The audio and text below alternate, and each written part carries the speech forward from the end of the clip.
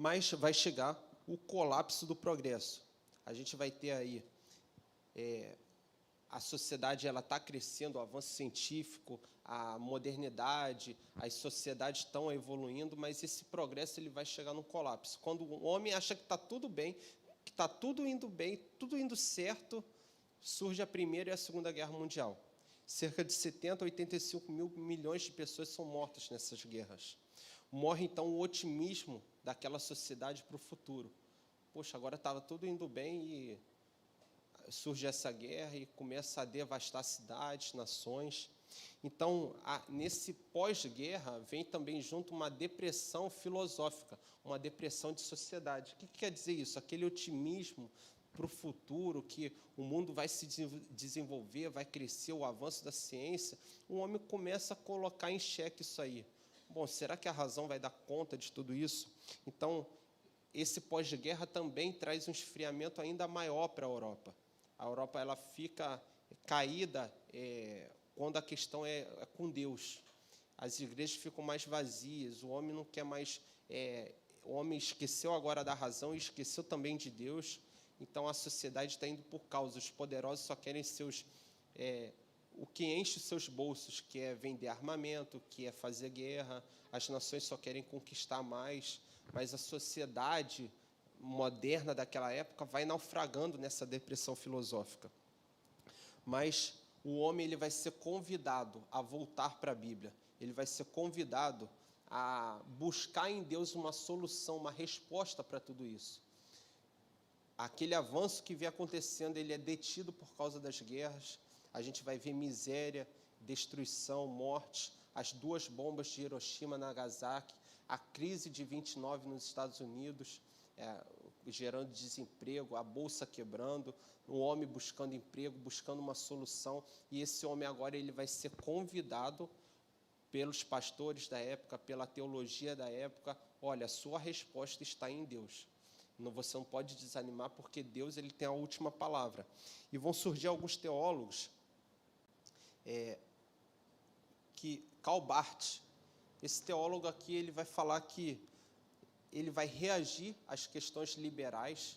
Olha, Deus é o Deus da Bíblia, Ele existe, os milagres são reais, Jesus é Deus, e ele vai se levantar contra aquele liberalismo que estava acontecendo, que estava tentando desconstruir a Bíblia, e ele vai falar, Jesus é real, a palavra é real, Deus existe, esse problema tem fim, essa guerra vai acabar, vai surgir um sol da esperança, Deus vai se levantar. E Karl Barth ele é esse cara, que ele vai trazer uma resposta para essa sociedade.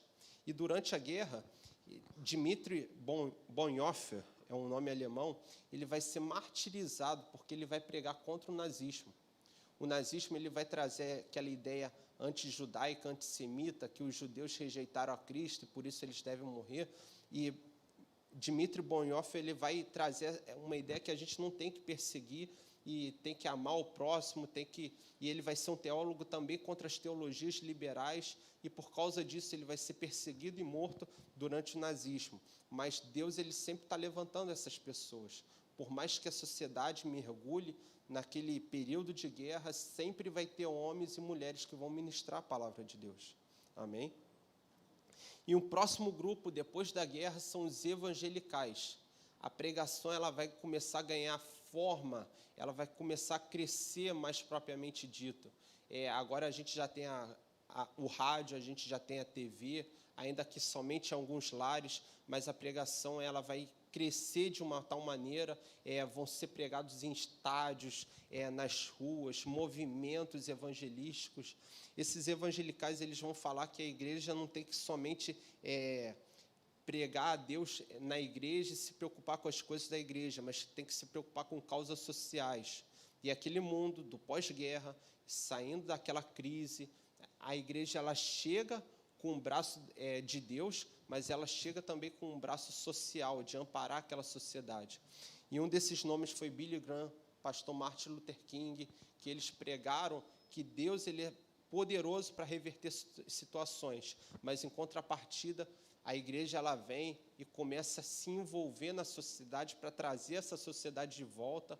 Aí começam os movimentos sociais das igrejas, grandes avivamentos. Billy Graham, que prega para 200 milhões de pessoas, 3 milhões de pessoas se convertem a Cristo por suas pregações no rádio, na TV, nos estádios. E vai voltar nesse tempo, por causa do movimento fundamentalista, as universidades bíblicas. Aí a gente tem a foto de Billy Graham e alguns pastores orando pela nação americana. Aqui ele pregando para as multidões. 200 milhões de pessoas ouviram o Evangelho. 3 milhões de pessoas se converteram a Cristo por causa das pregações desse homem, por causa da vida desse homem, que decidiu andar no propósito para o qual ele foi chamado. Aqui mais das pregações dele nos estádios, para as multidões. Porque a pregação na TV, a pregação começa a entrar nos lares. Agora a pessoa não tem que sair de casa para ouvir uma pregação. Ela liga a TV dela, ela liga o rádio, ela está ouvindo uma pregação. Pessoas sendo impactadas de qualquer maneira, o Evangelho está chegando. Chega ligando um aparelho sonoro em casa, uma TV em casa, ou indo a um estádio, ou indo numa igreja, mais a pregação de rua. Então o Evangelho está se expandindo. E surgem periódicos agora. Se antes a gente tinha revistas científicas que tentavam desconstruir a Bíblia, agora a gente tem revistas teológicas que trazem os fundamentos da fé bíblica.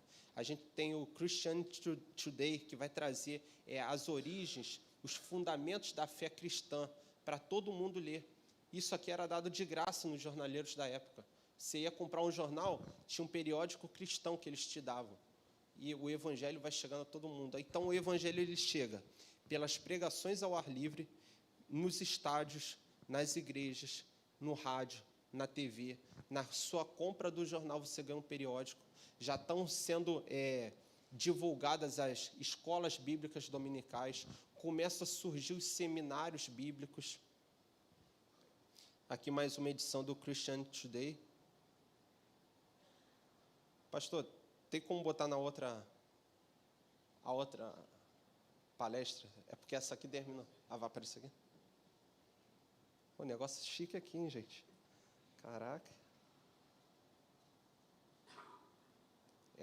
Essa aí.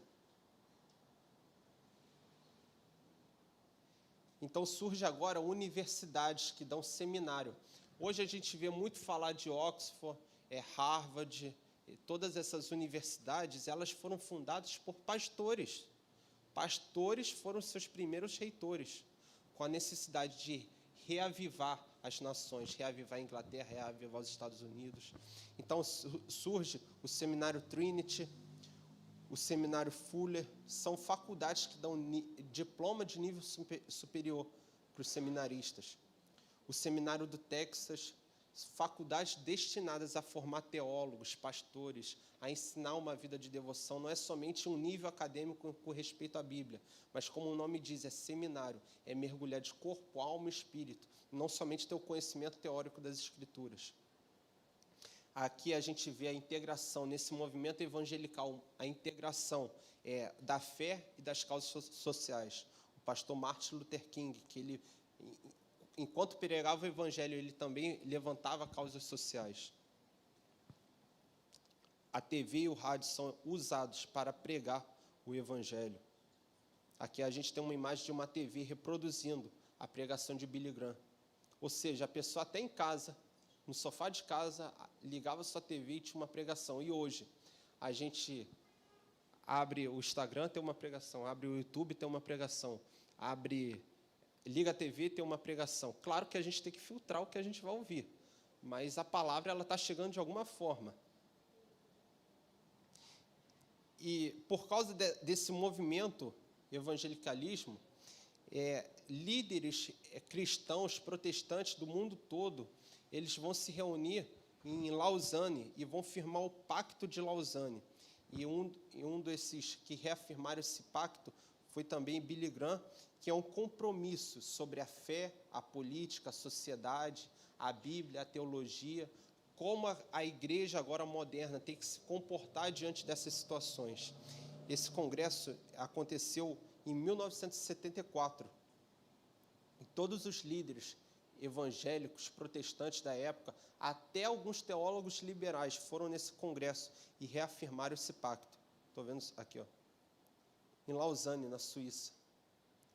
E fica definido nesse congresso de Lausanne que a igreja agora ela vai se expandir para fora das suas paredes. Ela vai se envolver com a sociedade, ela vai ser uma voz relevante nessa sociedade, ela vai trazer o que ela pensa para fora da igreja e tentar impactar a sociedade de alguma forma. E esse foi a ênfase do...